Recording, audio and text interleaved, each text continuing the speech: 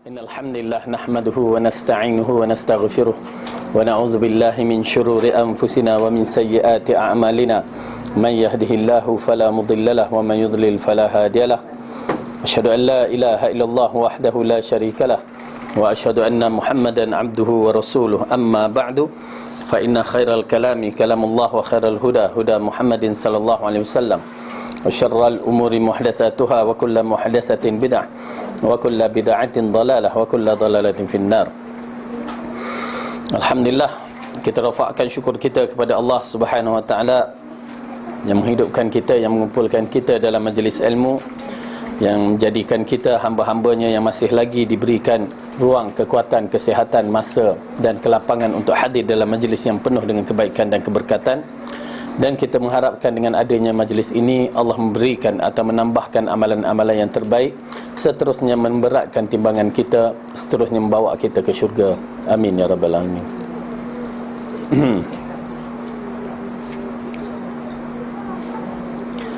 Pada hari ini kita masuk bab yang baru, yakni babul yaqin wa tawakkul. Bab yakin dan tawakal. Satu bab yang besar, yang bab membicarakan dalam berkaitan dengan akidah kita sebagai ahli sunnah wal jamaah. Bab yang berkaitan masalah dalaman jiwa kita, kedudukan dan keyakinan kita bagaimana. Ya.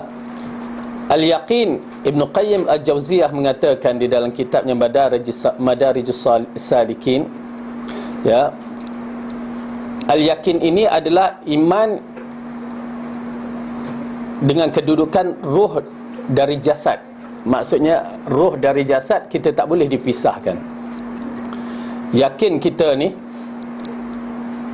ya, kalau kedudukan pada iman tu roh dengan jasad, berarti kalau roh tak ada, jasad tak berfungsi.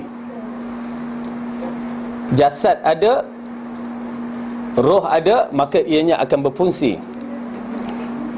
Oleh kerana tu amat penting kita mengetahui bahawa keyakinan perlu ada dalam setiap pribadi Muslim, kerana terutamanya ia membawakan kita mengenal pencipta kita dan memberikan kekuatan dalam iman kita bila kita kenal pencipta kita dengan sebenar-benarnya.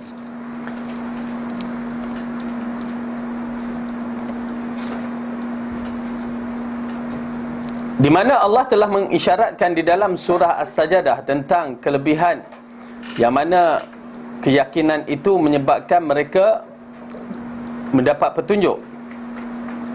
Ya, di dalam surah As-Sajdah, kita buka surah As-Sajdah, tengok je.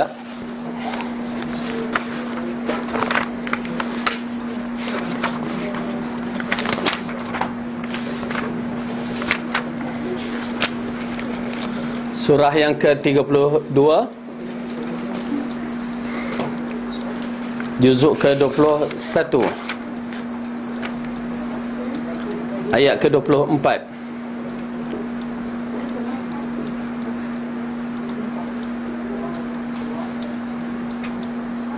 Ya. Ayat 24. Surah 32 ayat ke-24, juzuk ke-21. A'udzu billahi minasy syaithanir rajim. Wa ja'alna minhum a'immatan yahduna bi amrina lamma sabaru wa kanu bi ayatina yuqinun. Dan kami jadikan di antara mereka itu pemimpin-pemimpin yang memberi petunjuk dengan perintah kami ketika mereka sabar, dan adalah mereka meyakini ayat-ayat kami. Okey, yuqinun tu bi ayatina yuqinun, pada akhir ayat tu meyakini.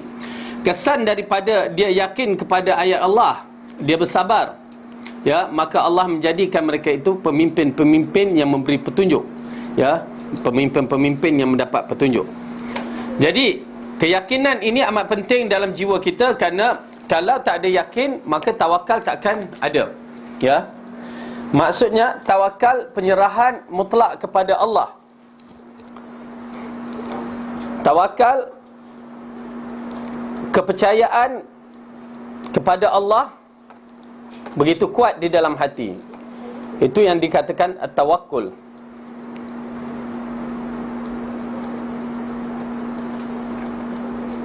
Oleh kerana itu Allah adalah Rabb, Tuhan yang berhak kita bertawakal kepadanya, tak ada siapa. Bila yakin kita kepada Allah, kemuncak keyakinan kita kepada Allah, ya, maka tawakal kita makin lagi kuat. Kita menyaksikan nanti di dalam ayat-ayat yang diceritakan oleh Allah di dalam kisah dalam bab yakin dan tawakal ini. Okey, jadi ayat yang pertama Imam An-Nawawi meletakkan ayat dalam surah Ahzab, ya, sebelah aja surah Sajadah tu tadi, ayat yang ke-22.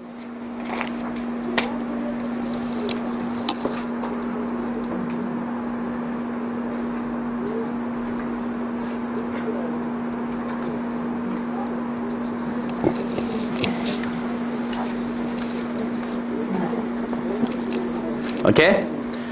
Jadi bab yakin dan tawakal, penjelasan bab ini menjelaskan tentang yakin dan tawakal, kerana tawakal merupakan buah dari yakin dan yakin merupakan kekuatan iman dan keteguhannya, sehingga seorang hamba melihat dengan kedua matanya apa yang diperintah Allah dan Rasulnya kerana keyakinannya. Keyakinan ini merupakan buah dari tawakal pada Allah. Maka yakin dan tawakal menghantarkan manusia pada tujuan baik itu di dunia dan di akhirat. Okey. Jadi kedua-duanya tidak boleh dipisahkan. Bila kita ada keyakinan, maka tawakal kita kuat. Tetapi kalau kita tak yakin, tak confident, tawakal kita pun kurang. Bila kata boleh ke orang tu buat, tak yakin kan. Jadi tak ada confident kita pada dia. Tetapi pada Allah yang bersifat maha agung dengan segala-gala sifat yang terpuji dimilikinya, maka jika kita meletakkan keyakinan kita kepadanya secara total, secara menyeluruh, maka di sanalah tawakal akan berlaku, dan di sanalah kemuncak di antara amalan-amalan terbaik yang berkaitan dengan amalan hati. Ini semua amalan hati, ya, keyakinan dan tawakal. Okey, kita lihat ayat yang ke-22. Walam a'udzu billahi minasy syaithanir rajim. Walamma ra'al mu'minuna al-ahzaba qalu hadza ma wa'adana Allahu wa rasuluhu hadza ma wa'adana Allahu wa rasuluhu wa sadaqallahu wa rasuluhu wa ma zadahum illa imanan wa taslima. Dan tatkala orang-orang mukmin melihat golongan-golongan bersekutu itu, mereka berkata, inilah yang dijanjikan Allah dan Rasulnya kepada kita, dan benarlah Allah dan Rasulnya, dan yang demikian itu tidaklah menambah kepada mereka kecuali iman dan penyerahan, ketundukan. Ya. Jadi ini dia. Ayat ini dikaitkan dengan kisah, kalau kita melihatkan kisah berlaku selepas perang Uhud, di mana peperangan Uhud kita mengetahui bahawa pada peringkat awal tentera Islam menang. Kemudian sebab apa kalah?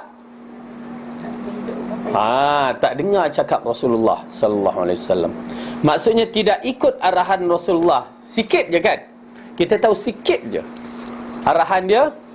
Jangan turun, menang atau kalah. Tu je arahan dia. Menang atau kalah, tunggu di atas bukit. Bukit mana? Bukit mana? Kita pergi umrah tu. Kita pergi umrah, pergi ziarah Mekah, Madinah tu kan. Okey, Madinah. Kalau kita turun bas tu kan, sekarang dah jauh sikit, tak apa. Kita turun bas. Ya. Macam mana nak tunjuk Ada jemaah yang mau balik umrah ni. Tenang. Ya. Bukit Rumat. Okey, ni Jabal. Tak ada ni. Ni Jabal Uhud tu kat belakang tu. Okey, banjaran dia. Lepas tu ini makam syuhada. Okey. Kubur syuhada. Lepas tu di sini ada bukit. Kan. Betul? Boleh ingat dah? InsyaAllah siapa nak pergi dah tak ada masalah dah. Nampak dah. Okay, ni ada masjid dia. Kat sini masjid. Okey. Biasa kita sampai bas kat sini. Kat sini bas, kawasan bas dah sekarang. Kat sini. Yang mana satu lalu kita pergi dulu? Ni kubur syahadat, ni Bukit Rumat. Okey, Rumat ni pemanah. Okey, Rasulullah letak atas bukit ni. Mana lalu kita pergi dulu? Kubur syuhada. Ya. Selalu orang Malaysia kalau sampai sini atau sini, dia akan pergi ke gerai-gerai tepi ni dulu. Gerai-gerai ni, okey. Kubur syuhada tu nombor 2. Dia pergi gerai ni dulu. Okey. Pasal banyak barang. Okey.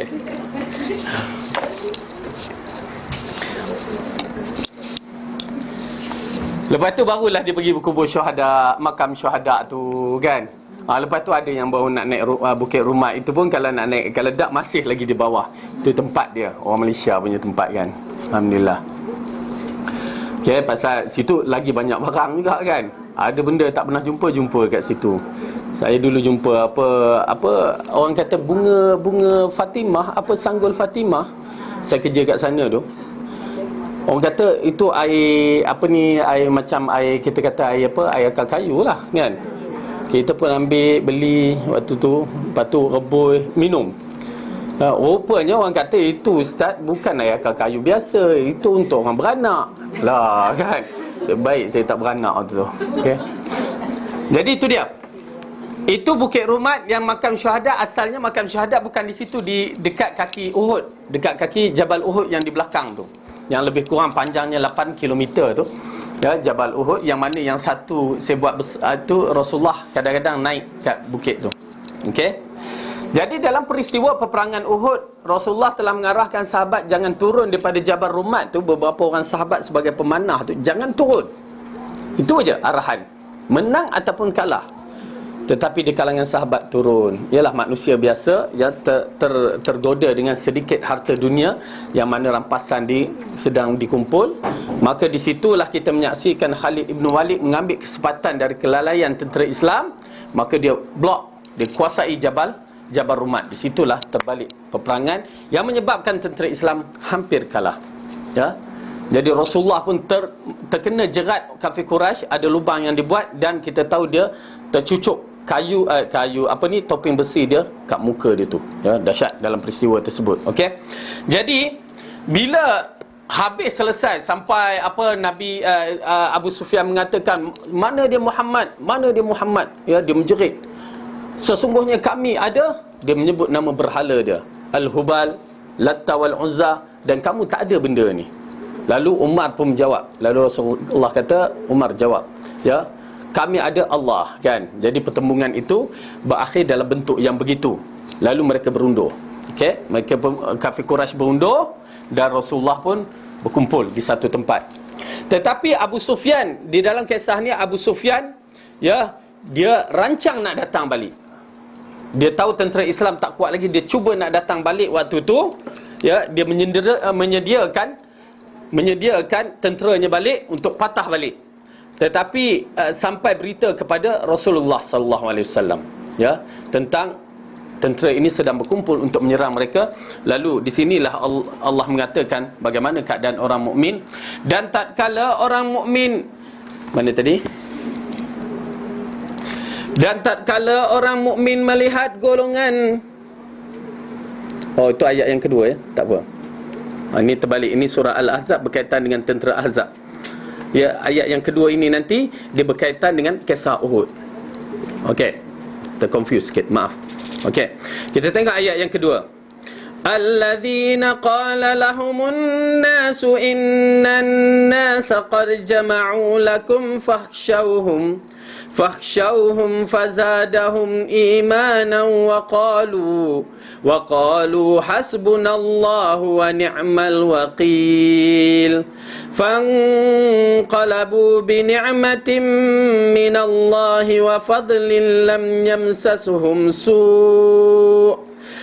yamsasuhum su'un wattaba'u ridwanallah wallahu dzu fadlin 'azim.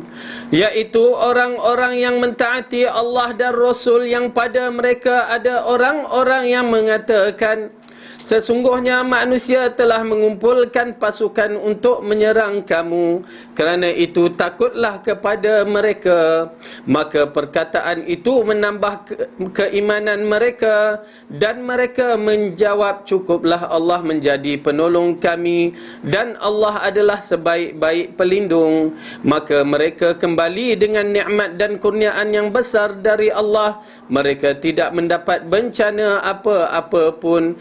Mereka mengikut keredaan Allah dan Allah mempunyai kurniaan yang besar. Okey. Jadi dalam kisah tu tadi, ya, apabila Abu Sufyan bersiap nak datang balik, maka Rasulullah mendapat khabar tentera itu nak datang. Lalu apa ucapan mereka?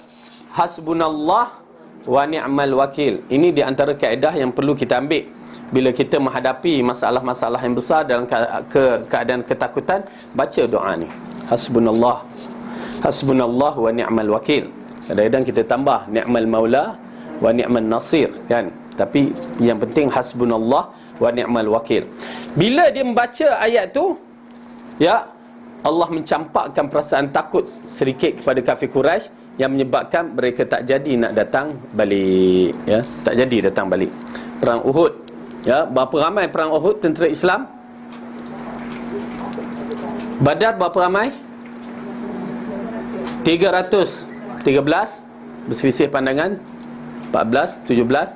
Okey. Itu perang Badar. Tentera kafir berapa? 1000. Perang Uhud, tentera Islam berapa? 1000. Tentera kafir 3000. Okey. Tahun depannya pula perang apa? Khandaq. Tentera Islam berapa? 10,000. Tentera kafir 100,000. Tu dia bilangan dia, kan, berbeza-beza. Tetapi semua kemenangan dimiliki oleh orang Islam. Okey. Jadi itu dia. Tetapi nak menceritakan bagaimana hati mereka terus bertawakal kepada Allah. Dalam saat-saat yang genting begini, dia bertawakal kepada Allah, ya. Ini kaedah syarak mengajar kita. Bukan sebagaimana segelintir manusia, ya, apabila dia dalam keadaan gerun, keadaan takut, dia memanggil siapa? Memanggil tok gurunya. Itu diajar. Sedangkan dalam Al-Quran kita menyaksikan bagaimana Allah mengajar dan Rasulullah mengajar bahawa seru pada siapa? Pada Allah. Tetapi terbalik pula pada golongan-golongan seperti Al-Arqab, ya, jelas mengatakan kalau kita macam tersesat ataupun kita timpa musibah, apa dia kata? Serulah Syari Muhammad, ya. Kena pula sekarang ni kononnya dinaikkan taraf Rasulullah Sayyidi Abuya, kan? Seru. Ya, na'udzubillah min zalik. Ya, perbuatan nampak, ibu-ibu, ya, perbuatan yang nampak bermula daripada sikit je kita rasakan. Ya, Masya Allah, orangnya jubah, serban, niqab, apa lagi yang dimilikinya, ekonomi Islam. Tetapi perubahan bermula daripada zikir-zikir, syahadah dia bertambah, Imam Mahdi dia tu dalam tarikat Muhammadiyah dia, dan kepercayaan karut seperti kepercayaan Syekh Suhaimi sebagai bakal Imam Mahdi. Kepercayaan kasyaf ni. Tu pasal ibu-ibu kita kena faham elok-elok. Bila sampai tahap pemujaan kepada guru-guru, dia akan membawa kepada syirik begini, kepada kufur begini. Bayangkan dulunya Abuya, ya, dikatakan Abuya, ya, Syari Muhammad sebagai orang yang ada keramah lah, apa itu permulaannya. Sampai dia kata, Ustaz, encik, dia dulu belum jadi ustaz, kan, tengok kat bulan. Nampaklah bulan. Nampak tak muka Syari Muhammad? Lah, kita kata, kan, mana Syari Muhammad muka kat situ? Ya, tak nampak pun. Kita nampak bulan tu lah sebiji. Ya, tak. Bagi mereka sampai bulan pun muka Syari Muhammad. Punya taksubnya, punya fanatiknya. Sampai tahap begitu. Sampai tahap Syari Muhammad yang mati tu, ya, di kalangan mereka tak percaya Syari Muhammad mati. Ya. Saya waktu tu seorang makcik bagi tahu, tolong Ustaz bimbingkan dia tu, cakap, ya. Pasal apa? Pasal disebabkan dia mempercayai Syari Muhammad tu bukan mati tetapi hidup di alam yang lain. Percayaan yang begitu dahsyat. Okey, saya pun kata, Kak, apa pandangan Kak pada Syari Muhammad? Dia mati ke tidak? Dia kata tak. Kan? Okey, tak apa. Saya kata, okey, tak apa, Kak. Tapi Kak, kita tengok balik sejarah. Sewaktu Rasulullah wafat, kan? Rasulullah wafat, Siapa yang mengatakan Rasulullah tak mati? Saidina Umar. Dia keluarkan pedang. Siapa yang mengatakan Muhammad Rasulullah mati, aku akan pancung dia. Dan kamu itu munafik. Ya, sesungguhnya Muhammad tak mati, Rasulullah tak mati, cuma dia pergi ke alam lain. Dan seperti mana Musa bertemu dengan Tuhannya, dan dia akan kembali nanti, aku akan pancung kamu semua. Subhanallah, kan? Lebih kurang begitu. Lalu bila Abu Bakar menyaksikan wajah Rasulullah yang dah wafat, dicium dahinya, kan? Kita tahu kisahnya. Lepas tu dia keluar. Waktu keluar itulah dia kata, Umar duduk. Umar tak nak duduk. Umar duduk diam, tak nak. Di situ dia baca ayat di dalam surah Ali Imran. Ya, di dalam surah Ali Imran, tengok apa dia ayat tu.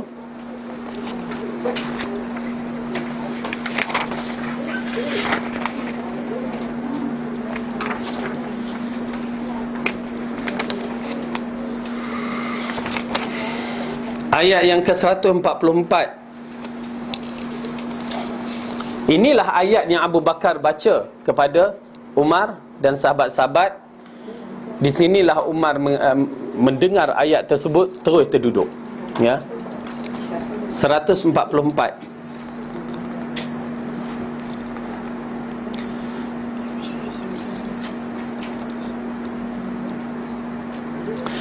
A'udzu billahi minasy syaithanir rajim. Wa ma Muhammadun illa rasulun qad khalat min qablihi ar-rusul afa imma ta'qutilan qalabtum ala a'qabikum wa man yanqalib ala aqibaihi falan yadurrallaha syai'a wa sayajzillahu syakirin. Okay. Lalu Saidina Abu Bakar mengatakan, man kana ya'budu Muhammadan fa inna Muhammadan qad mat wa man kana ya'budullah fa innallaha hayyul la yamut. Siapa yang menyembah Muhammad, sesungguhnya Muhammad itu telah mati. Dan barang siapa yang menyembah Allah, sesungguhnya Allah itu hidup dan tidak mati. Lalu dibaca ayat ni, Muhammad itu tidak lain hanyalah seorang rasul. Sesungguhnya telah berlalu sebelumnya beberapa orang rasul. Apakah jika dia wafat atau dibunuh, kamu berbalik di belakang, yakni murtad? Barang siapa yang berbalik ke belakang, maka ia tidak dapat mendatangkan mudarat kepada Allah sedikit pun. Dan Allah akan memberi balasan kepada orang-orang yang bersyukur. Ya, Umar terduduk, kan? Kita tahu Umar terduduk. Lepas tu saya kata kak ni, kak sayang Rasulullah, kan? Ya, sayang. Rasulullah yang hebat pun mati. Okey. Ini kan pula Syari Muhammad, ya. Jadi biar sekurang-kurangnya dia berfikir balik, kan? Dia menung kejap. Ya, dia menung kejap. Okey. Jadi ala kulli hal, kita nak menceritakan mereka punya fahaman dalam keadaan fahaman yang begitu. Dan kemuncak fahaman mereka dalam pemujaan itu, akhirnya kita menyaksikan mereka meletakkan nama Abu Ya Syari Muhammad, Rasulullah Sayyidi Abu Ya. Habis syirik, kufur. Dari kalimah, daripada permulaannya yang sedikit. Oleh kerana itu, kesesatan dalam agama kita bermula daripada sedikit. Kita kata tak apa, bermula daripada itulah dia akan jadi benda yang besar. Oleh kerana itu, hukum kita dalam beribadah asalnya haram. Asal ibadah ni haram. Okey. Jangan tidur pula. Lepas tu tidur. Ustaz Fadil kata asal ibadah haram, tak semayang dah lepas ni. Ya, jangan. Asal ibadah itu haram, melainkan apabila ada dalil yang menghalalkan. Ya, bila ada dalil membenarkan, maka boleh. Buatlah. Macam solat, ya, ada dalil. Itu masalah agama. Asal haram, bila ada dalil membenarkan, maka buat. Tak ada dalil, jangan pandai-pandai buat atas alasan rasa bagus, rasa baik. Tak boleh.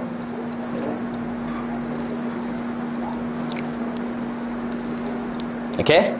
Jadi begitu kedudukannya. Jadi memuja, memanggil orang-orang yang telah mati dalam bentuk yang begitu, meminta pertolongan adalah berdosa, dosa besar. Dia termasuk dalam masalah syirik. Ya Abu Ya, tolonglah aku dalam keadaan yang begini. Nampak? Syirik. Apa lagi yang pernah kita dengar? Hatta kalau kita minta tolong kepada malaikat pun bermasalah. Wahai malaikat, malaikat apa kita nak minta tolong? Kan Jibril tak turun dah. Ya. Malaikat Ar-Rahman nama Allah. Ya. Oleh kerana itu kita minta pertolongan pada Allah. Apabila Nabi Allah Ibrahim sewaktu dilontar ke api itu, malaikat datang mengatakan, ya Jibril, apa yang kamu nak minta pertolongan? Lalu dia mengatakan, aku minta pertolongan Allah dan aku tak minta pertolongan kamu. Maksudnya Allah terus betapa cantiknya khalis, ikhlas akidah yang dianuti oleh Nabi Allah Ibrahim. Tauhid dia bersih. Walaupun di waktu itu dia dalam keadaan kecemasan, Allah tahu, dia kata. Allah tahu kerana aku diutuskannya. Jadi tak perlu Jibril, tak perlu apa-apa. Datang kita simpang malaikat 44. Ya, ucapan yang keluar daripada mulut kita simpang malaikat 44. Ya, tang mana datang 44 tu? Itu yang saya confuse. Ya, kita pun baru hafal 10 aja. Itu pun tak lekat kata. 44 simpang malaikat 44. Kalau simpang 4 tu sedap juga dengar. Ya, malaikat 44. Jadi permintaan kita banyak kepada Allah dan bukan kepada makhluk. Hatta malaikat kita tak minta. Hatta malaikat kita tak seru. Ya, kita seru pada Allah. Baik. Kemudian dalam ayat yang berikutnya kita tengok balik. Wa tawakkal 'alal hayyil ladzi la yamut, dan bertawakallah kepada Allah yang hidup kekal dan tidak mati. Ni dia. Ya, keyakinan kita kepada Allah yang menyebabkan kita tawakal kepada yang hidup dan tidak mati. Fa iza azamta fatawakkal 'ala Allah. Innallaha, silap ayat. Wa 'ala Allahi falyatawakkalul mu'minun, dan hanya kepada Allah sahajalah hendak orang-orang mukmin bertawakal. Itu dia konsep tawakal, yang mana kita menyerah bulat-bulat kepada Allah dan tidak menafikan usaha. Kemudian fa idza azamta fatawakkal 'ala Allah, innallaha yuhibbul mutawakkilin. Kemudian apabila kamu telah membulatkan tekad, maka bertawakal kepada Allah. Sesungguhnya Allah menyukai orang-orang yang bertawakal kepadanya. Okey. Dalam ayat ni mengisyaratkan kalau kita dah berazam suatu perkara, maka hendaklah kita serah pada Allah. Kita azam. Itu pasal dalam konsep solat istikharah. Tahu kan solat istikharah? Okey. Solat istikharah di antara solat sunat yang digalakkan, yang diajar oleh Rasulullah kepada para sahabat, sehingga para sahabat buat solat istikharah bila-bila juga, bila penting aja, ada kerja aja dibuat. Ya, begitu dahsyat sekali peranan solat istikharah. Kerana apa? Dalam doa solat istikharah tu, kita meletakkan, menyerah kepada Allah segala urusan yang akan kita lakukan. Wa anta 'allamul ghuyub, kamu mengetahui perkara yang ghaib, kita tak tahu. Ya, tapi masalah bila kita sebut solat istikharah, orang kata itu nak kahwin je ustaz. Boy kan, waktu kahwin je terhad sangat solat istikharah, hanya waktu kahwin. Habis waktu tak kahwin tak boleh. Ya, itu pun kahwin dia bukan buat pun kan, main teka je, main pilihan dia. Jangan buat apa juga kerja-kerja yang kita nak buat kerja besar, maka buat istikharah. Kerana apa? Kerana ianya akan, dalam hadis mengatakan, Allah tidak akan membiarkan apabila orang telah menyerahkan urusan itu kepadaku. Itu pasal sama ada istikharah ini, ramai yang kata dia akan datang keputusannya dalam bentuk mimpi. Itu kata orang. Sebenarnya bukan begitu. Mungkin dalam bentuk mimpi, mungkin dalam bentuk kerja. Kalau kerja itu jadi, maka itulah jawapannya. Kalau kerja tak jadi, maka itulah jawapannya. Ya, ramai orang yang salah faham. Dah banyak kali saya solat, ustaz, tak mimpi-mimpi pula, pergi ke mimpi pula. Kan dia bukan syarat bermimpi. Mimpi itu mungkin akan berlaku, tetapi syarat dia bila kita dah istikharah, serahkan kepada Allah. Allah akan bagi jalan. Tengah-tengah buat kerja tu tiba-tiba tak jadi, itulah jawapannya. Tapi ustaz, saya nakkan benda tu tak jadi, itulah jawapannya. Maka bersabarlah, redha. Kenapa? Ada hikmah yang terkandung. Kita tak tahu kalau kita jadi tu apa pula terjadi pada kita. Ya, begitu kedudukannya. Tu pasal kadang-kadang sampai satu tahap manusia ni kan, dia dah excited sangat nak perkara tu. Bila kata-kata buat istikharah dulu, Takut dia. Kenapa takut? Keyakinan kita pada Allah tak ada. Rasulullah kata Allah akan buat keputusan. Kita yakin pada diri kita bahawa benda tu baik. Jadi dia dah betul-betul fokus nakkan benda tu, tak nak buat istikharah. Takut nanti tiba-tiba jawapannya tak kena, tak bersama dengan apa kita punya jawapan. Silap. Ya, silap. Serahkan kepada Allah, Allah akan bagi jawapan dia. Ya, jadi begitu kedudukannya. Jadi di dalam Al-Quran banyak sekali ayat-ayat ni. Ya, dalam ayat yang lain berikut dalam surah At-Talaq, wa may yatawakkal 'ala Allahi fahuwa hasbuh, dan barang siapa yang bertawakal kepada Allah, nescaya Allah akan mencukupkan keperluannya. Surah apa? Talaq ayat apa ni? Tuan-tuan dan puan, ibu-ibu ya, Pak tahu 1000 dinar. Masya-Allah. Ayat 1000 dinar pada masyarakat kita jadi apa? Jadi tangkal kan. Punca dia tahu cerita dia. Macam-macam cerita. Itulah cerita yang tak ada bersanad, begitulah ceritanya. Dan cerita ini berlaku dikaitkan dengan kisah seorang lelaki naik kapal. Ya, naik kapal, lalu tengah-tengah naik kapal tu ada orang menjual ayat 1000 dinar. Dengan harga 1000 dinar, bukan ayat tu 1000 dinar. Ayat tu dalam surah At-Talaq je. Ya. 1000 cerai, surah cerai. Okey. Dia jual 1000 dinar, 1000 dinar. Orang kata, apa yang kamu jual ni? Lalu dikatakan ayat ni, wa man yattaqillah. Okey. Dia baca, beli tuan, ayat ni amat baik untuk kita, untuk kebaikan. Jadi orang lain tak nak beli. Pasal apa? 1000 dinar, mahal. 1 dinar berapa? 200. Kak dinar mana kak pakai tu? Ya. Last saya check 3 hari lepas, RM634 1 dinar. Ya, ini standard, dinar standard. Mungkin kak dinar Kuwait ke dinar tu kot. Okey, ini dinar emas. Okey. Bayangkan kita ambil RM600. Ya, last saya beli dinar ni RM860 1 dinar. Sekarang RM630. Jauh ya, tinggal. Okey, RM600 kali 1000 dinar, 600,000 kan. Nilaian satu ni 600,000. Siapa nak beli? Tapi lelaki ni beli kononnya. Ya. Pertama, cerita hanya cerita, tidak ada sanad. Saya tak mau nanti cerita ni jadi macam cerita telaga Zam-Zam dengan telaga apa? Baruhat apa ke, telaga yang dekat apa nama? Dekat Yaman tu. Okey? Oleh kerana tu kita dalam cerita yang tidak bersanad, cerita yang tidak ada dalil yang kuat, tak boleh diterima. Ya. Hanya sekadar cerita sembang-sembang kita je kan. Itu pun kita kena terang ianya bukan hujah. Jadi tiba-tiba orang ni pun kata, okey aku belilah 1000 dinar. Dia bagi. Dia toleh, tak ada dah orang tu. Dia baca, toleh, tak ada orang tu. Maka cerita itu diselewengkan dari satu fakta, orang yang dikatakan penjual itu adalah Nabi Khidir.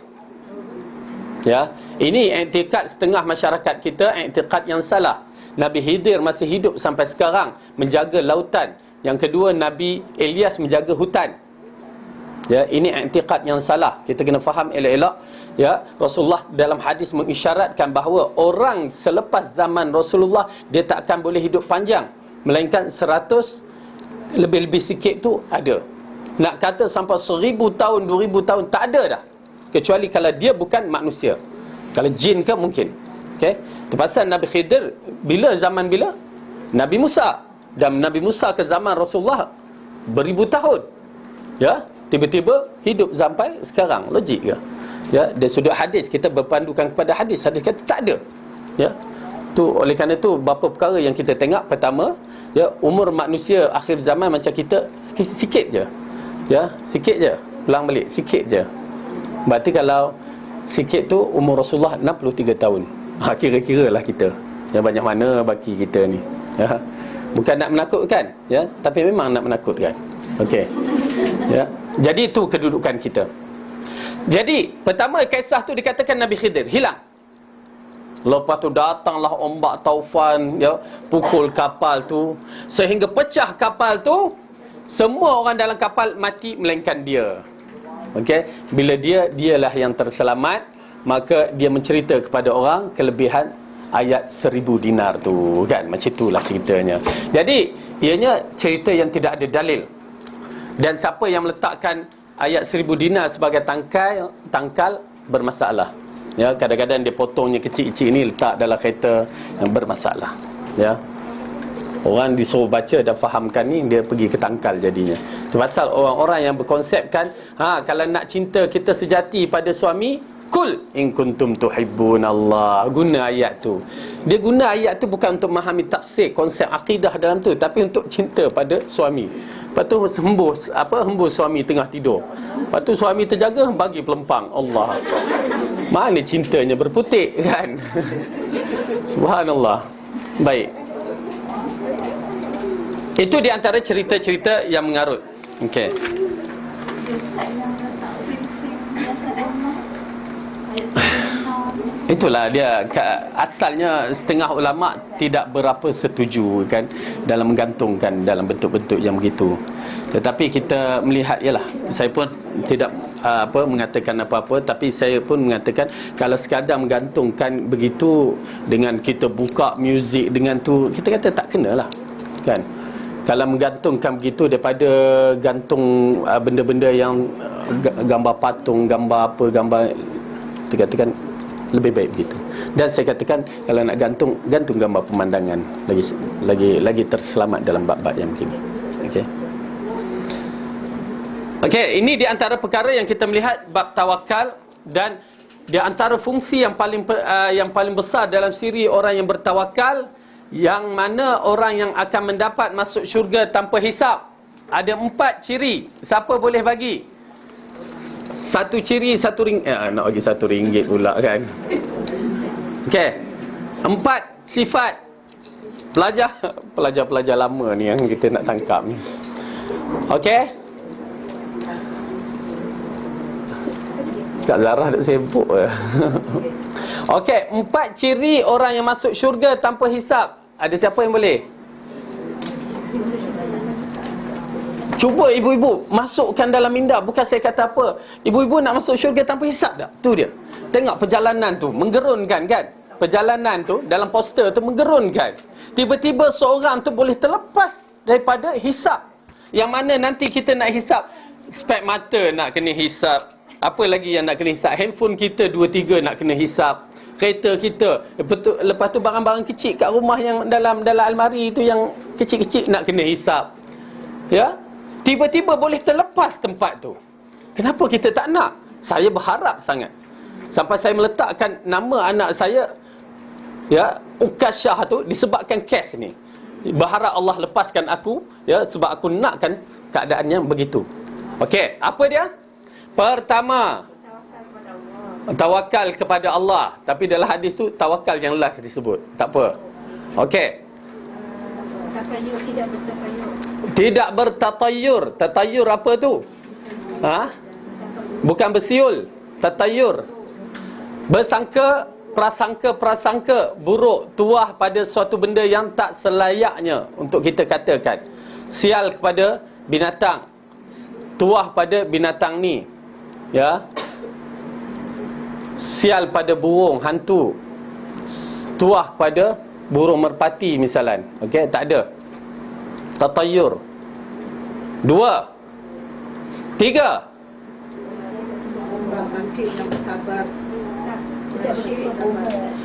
Okey, tidak wala yastarqun. Tidak minta kepada bomoh-bomoh. Ya, tak minta. Tidak minta dijampikan. Ingat tu, masuk terus dalam minda. Pasal bagi saya amat penting. Saya nak selamatkan diri saya daripada tempat hisap ni. Yang keempat, dan tidak menggunakan besi panas waktu berubat, ya. Datang, aduh, gatai sangat tempat ni, kan, tangan aku ni, kan. Zup kata, pam, iron kat situ. Oh boy, geram sangat. Hilang habis, kurap, panau semua hilang.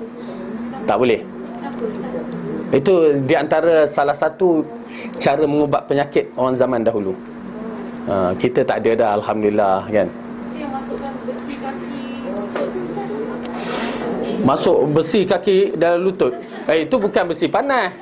Kalau masuk besi panas tu kak, dia asalnya tak boleh bangun, meloncat-loncat kan?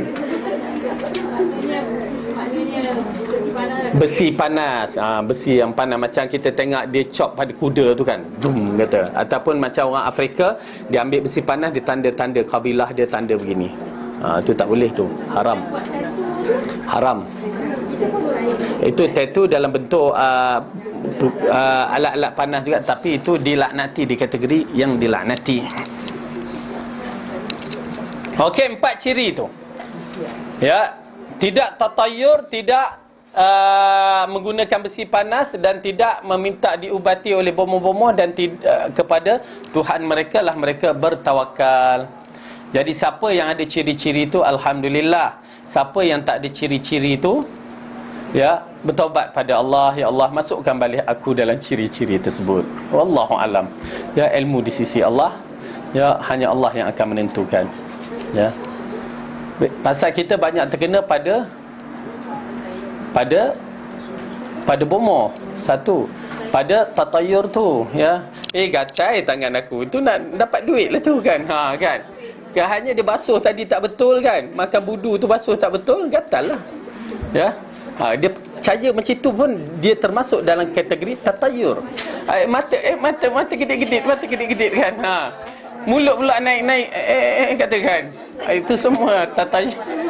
Apa mata gede-gede kan? Silap tu. Kena tak kat kita? Kena kan? Tak rama-rama datang, orang nak masuk. Dah kena dah. Itu tatayur belaka tu. Dengan cicak bunyi-bunyi kat tengah cakap. Sama lah tu.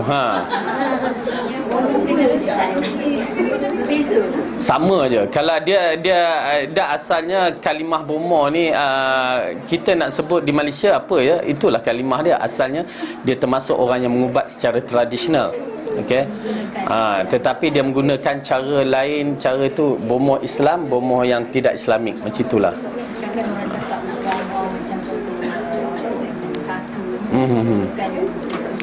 Ya, iyalah, itu tidak mengapa, tetapi kita tengok cara penggunaannya. Ya, okey, kita ambil ustaz. Okey, ustaz tu untuk membaca ruqyah kan. Kalau dia baca ruqyah tak apa. Ini kan dia bawa minta limau kejap, minta kain putih, kain putih pula, kain hitam. Dia biasa kain hitam, kain putih tu kalau dia nengok orang tu punya sakit dan nak mati baru kain putih kan. Tapi kalau ni kain hitam, itu semua unsur syaitan. Okey. Okey, jadi nampak tak? Dalam benda-benda yang begitu, kadang-kadang kita melangkah, tersilap, rasa melangkah kaki kiri dah mula kita berdebar kan. Ini ada berlaku sial nanti kan. Minumlah sikit, nanti kempunan. Itu semua kalimah-kalimah yang berbahaya. Ya, kita tak perasan dalam siri kita ni kan. Itu tatayur tu. Ya, tatayur. Apa lagi yang kita lihat?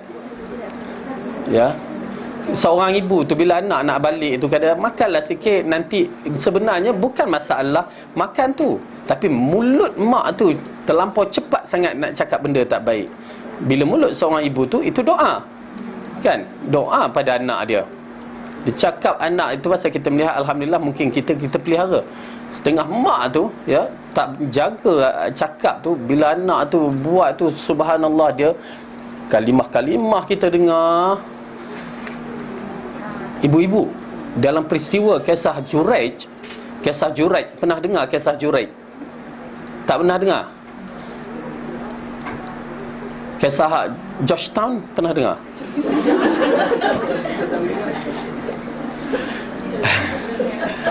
Kisah Juraij, ibu-ibu ya, kisah seorang lelaki yang soleh tu, abid, kuat beribadat tu ya, yang dia beribadat di atas tempat yang dibuat daripada tanah. Dikatakan dalam kisah tu, setengah riwayat menceritakan dia asalnya seorang kaya peniaga, tapi dia cuba nak mengkosongkan dirinya kepada akhirat. Jadi dia tinggalkan dunia, dia pergi akhirat di zaman Bani Israel. Mak dia datang nak ziarah kan. Juraij sibuk dengan solat, Allahu Akbar kan. Maknya datang, Juraij, oh Juraij, mak datang ni rindu kat kamu. Yalah, hati seorang ibu kan, walaupun dah tua pun tetap rindu, sayang. Anak je yang tak sayang. La ilaha illallah. Apa punya anak kan. Okey. Lepas tu Jureid kata, ya Allah, aku tengah semayang ni, aku lebih membesarkan kamu daripada ibuku. Kan? Di situ qaul ulama mengatakan Jureid asalnya semayang sunat je, bukan semayang wajib. Kalau semayang wajib memang tak boleh jawab. Dia semayang sunat. Maknya panggil Jureid, mak datang ni. Yalah, datang nak naik bukit tu bukan senang. Orang tua dah sakit pinggang, sakit lutut kan. Tiba-tiba datang macam tenggang, mak tenggang tu datang bawa bekal. Dia tahu anak dia suka apa. Anak pernah buat kat kita, mak suka apa, tak ada nak beli kan. Kita duk fikir anak. Tiba-tiba anak buang kita. La ilaha illallah. Balik, tak apalah, sabarlah. Datang kali kedua, Jureid. Oh Jureid. Tapi kalau kita rasa tak panggil macam tu, terus masuk je kot kan, kita punya. Okey. Jadi dia pun tengah semayang waktu tu kan. Dan kali ketiga datang, dia panggil juga Jureid. Jureid, mak datang ni, nak jumpa kamu ni, rindu sangat ni. Dah Jureid tak keluar. Jureid sibuk dengan solat. Lalu datang perasaan marah. Nampak tak ibu-ibu dalam hadis tu mengatakan ibunya dalam keadaan marah. Jureid tak keluar, dia nak jumpa. Lalu dia berdoa. Itu pasal bila kita marah, kita keluarkan kata-kata yang berbahaya. Anak kena efek. Jangan salahkan anak kita ni, kita tak jaga mulut kita. Apalah salah kalau marah tu kata anak bertuah betul kamu, kan. Tapi dia punya bunyi tu, nada dia lain. Kalau sayang tu anak bertuah, tapi tengah anak bertuah kamu, tak apa. Tapi kalimah anak bertuah tu, anak jadi baik. Daripada kita kata, kita kadang sebut syaitan kamu, monyet kamu, apa lagi. Yang pernah saya dengar seorang ibu bercakap macam tu, terkejut kita. Ya, terkejut. Okey.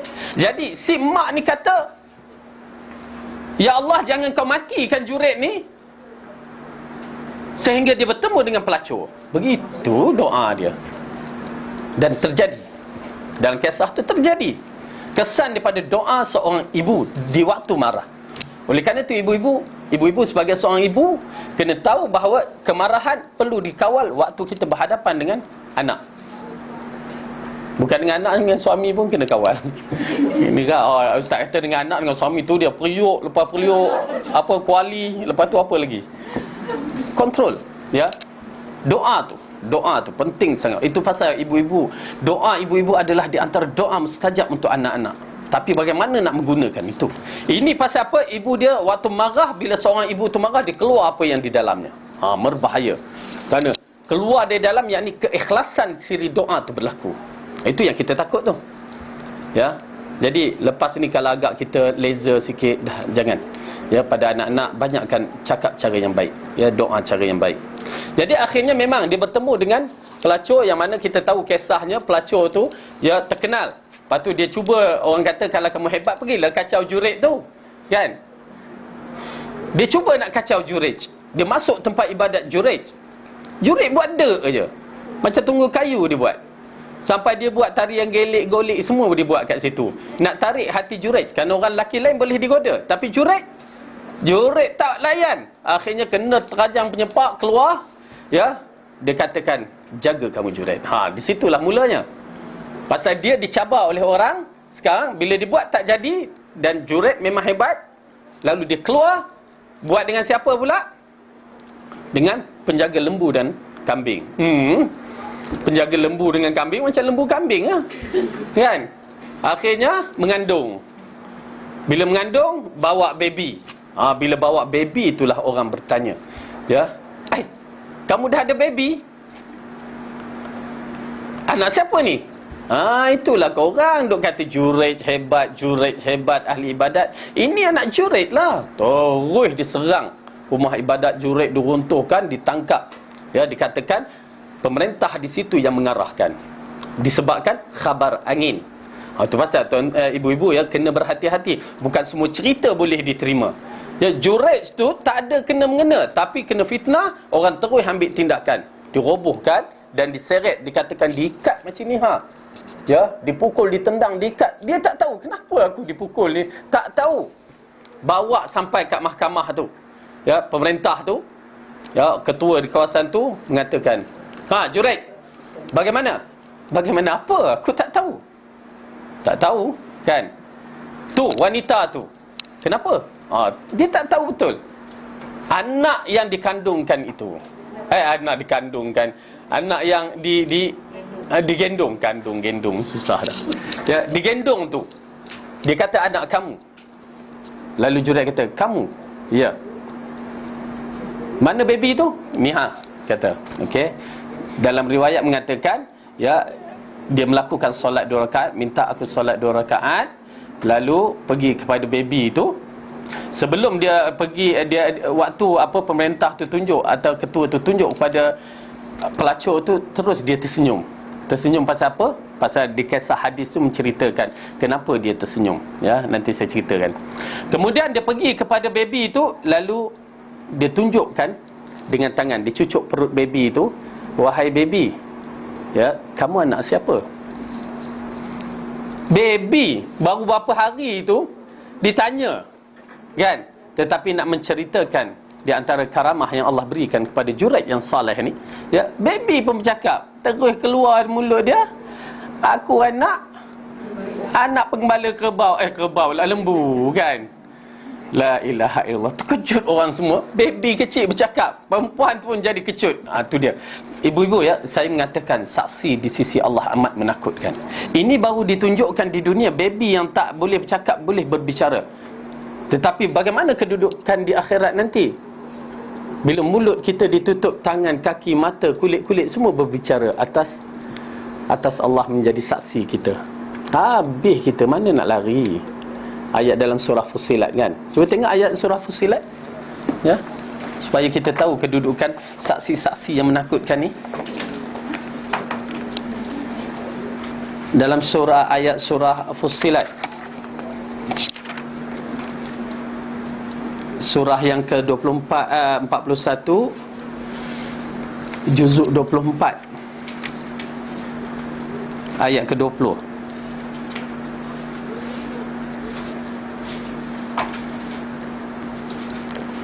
Jumpa? A'udzu billahi minasy syaithanir rajim. Ayat 20, ayat ke-20. Surah 41 juzuk ke-24. Hatta idza ma ja'uha syahida 'alaihim sam'uhum wa absaruhum شهد عليهم سمعهم وأبصارهم وجلودهم بما كانوا يعملون. Sehingga apabila mereka sampai ke neraka pendengaran, penglihatan dan kulit-kulit menjadi saksi terhadap mereka tentang apa yang telah mereka kerjakan. Pendengaran, penglihatan, kulit-kulit. Pendengaran boleh lagi, penglihatan boleh lagi, tapi dah kulit-kulit, tubuh badan kita hampir 100% adalah kulit. Apa kita nak jawab depan Allah? Setiap sel-sel itu akan berbicara dengan Allah. Wa qalu li juludihim lima syahidtum alaina qalu antaqana Allahu alladhi antaqa kulla syai' wa huwa khalaqakum awwala marratin wa ilaihi turja'un. Dan mereka berkata kepada kulit mereka, mengapa kamu menjadi saksi terhadap kami? Kulit mereka menjawab, Allah lah yang menjadikan segala sesuatu pandai berkata-kata, telah menjadikan kami pandai pula berkata-kata, dan dialah yang menciptakan kamu pada kali yang pertama, dan hanya kepadanya lah kamu akan dikembalikan. Subhanallah. Kulit yang hari ini kita sayang sangat, ya, dia akan menjadi saksi. Jadi macam mana kita nak jawab depan Allah, ya? Hanya Allah lah yang mengetahui kedudukan kita.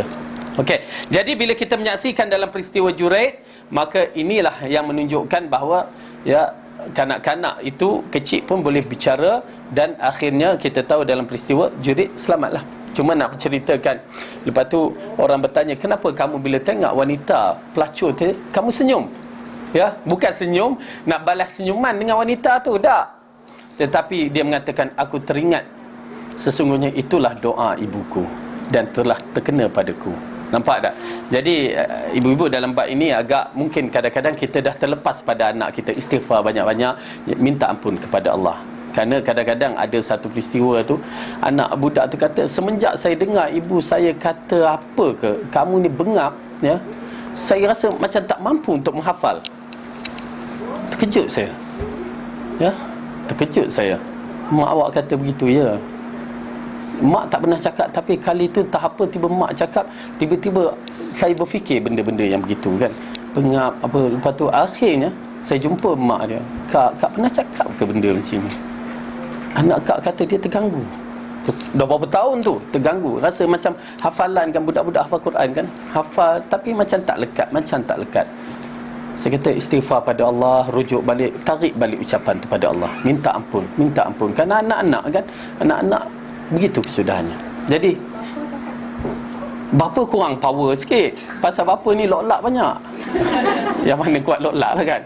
Tapi yalah, dia pun ada kesan juga. Tetapi ibu tu lain kan. Tu pasal Rasulullah bila ditanyakan tentang anak, mak dengan bapa, apa Rasulullah kata? Mak 3 kali. Ya, bapa tu lain sikit. Bapa tak terasa macam mana seorang ibu terasa. Ya, tak. Dia pasal apa? Dia tak pernah rasa nak mengandung, rasa nak bersalin kan. Susah. Ya.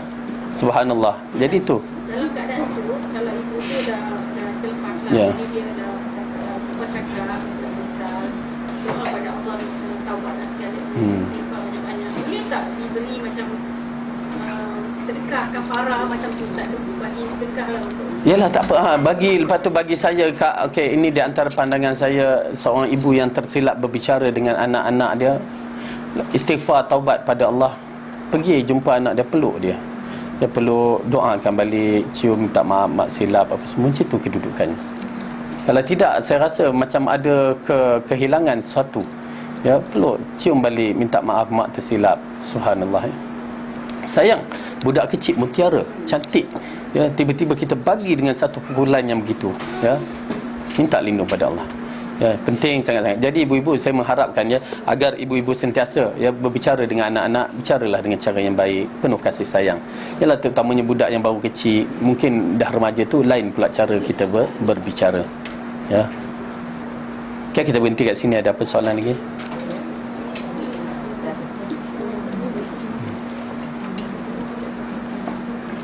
Ada kak? Lama tak nampak. Ya. Saya baling garam ke, baling pepper Alah. kat rumah tu. Awaklah dia baling garam dengan lada hitam kat rumah. Lada hitam dan garam adalah satu perkara yang digunakan untuk masakan. Jadi baling dalam periuk. Okey. Orang-orang yang baling garam dan lada hitam ada unsur-unsur jin dalam bab itu. Oleh kerana itu kita mengatakan dalam siri rawatan Islam, garam dan jin ya tidak digunakan ya untuk jadi pagar dipagarkan rumah lah kononnya apa semua, tak ada. Ya, tak ada. Bila kita buat unsur yang begitu, ada unsur syirik. Nauzubillah min zalik. Yang kalau percik air, kena bakar ke rumah punya percik air? Tak, kita melihat dari sudut penggunaan air tu, pasal disebabkan kalau kita mengikut kajian saintifik pun ya, air mempunyai kesan yang kuat kan melalui gelombang-gelombang bacaan tu, dan Allah mengisyaratkan dalam Quran ya bahawa air adalah punca kehidupan. Jadi mungkin di situ ada kelainan sedikit. Cuba perhatikan balik dalam kisah-kisah zaman Rasulullah, ada tak berlaku dalam bab-bab yang begitu ya. Wallahu alam. Kita tengok, insya-Allah lah tak jadi masalah dalam bab yang lain tak kena selain daripada itu ya. Selain daripada itu ada masalah, terutamanya dalam unsur-unsur benda hitam, keris, kemian, itu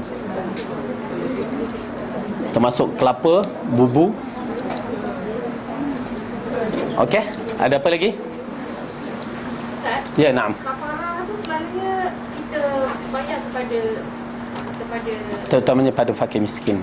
kita boleh bayar kat tempat zakat fitrah boleh. Kita kata kafarah ataupun it's better kalau kita bagi terus kepada ni, bantu dalam bentuk. Kan ni kafarah yang Pasal pusat yang pusat tu pun dah banyak, tak larat nak uruskan kot kan.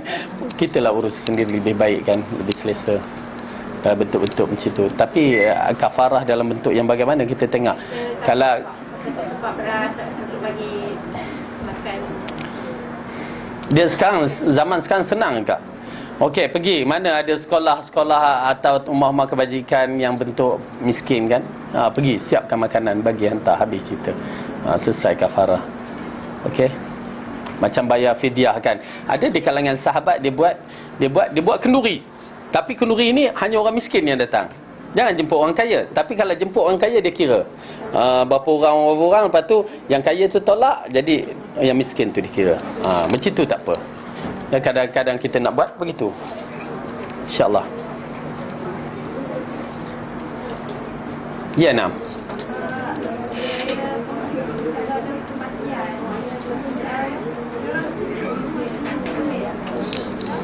Okey, pada kematian kan, kadang-kadang masyarakat kita tutup cermin. Ya. Sebab apa tu? Nantilah sebelum kita kata syirik kan. Jadi itu adat sebenarnya. Dia ada benda yang terkandung. Cuma kita yang tak tahu. Saya pun tak perasan. Saya ada orang cakap dulu, ada sebab, ya. Sebab-sebab itu tak logik. Dan kita katakan tak perlu tutup. Sebab-sebab yang dibagikan memang tak logik. Dia ada satu kepercayaan khurafat dalam bab itu. Cuma saya tak pasti apakah kepercayaan. Dan kalau logik pun, cermin tu terbuka pasal dia takut orang sibuk mati, dia sibuk make up. Itu pun mungkin juga kan. Dia tutup, kata tak payah. Pasal sikit orang lalu nak tengok muka sikit, tutup terus. Tapi asalnya kalau ada i'tiqad dalam kepercayaan benda khurafat, tidak dibenarkan. Ya. Lawan, bukakan cermin tu. Tak ada masalah. Bayangan syaitan tu Ustaz, dia orang kata bayangan syaitan. Bayangan syaitan. Because bila kita nak matikan syaitan keliling kan. So Ya. Itu prasangka kita je. Okey. Prasangka orang yang berbicara sebenarnya tak ada apa-apa. Ya, dia mulalah bila ada bayangan syaitan kan, jangan pandang belakang. Dia jadi macam tu pula kan. Dah jadi cerita kartun belaka. Kalau Rasulullah Allah mengatakan kita tak nampak dari sudut yang mana mereka nampak kita, berarti kita tak nampak lah. Walau dengan bayangan cermin ke apa, tak ada, kita tak nampak. Ada lagi? Baik, kalau tak ada apa-apa yang baik itu datang daripada Allah, salah dan silap dari kelemahan saya sendiri. Aqulu qawli hadza wa astaghfirullah li wa lakum. Assalamualaikum warahmatullahi wabarakatuh. Kita tutup dengan tasbih kafarah. Subhanakallahumma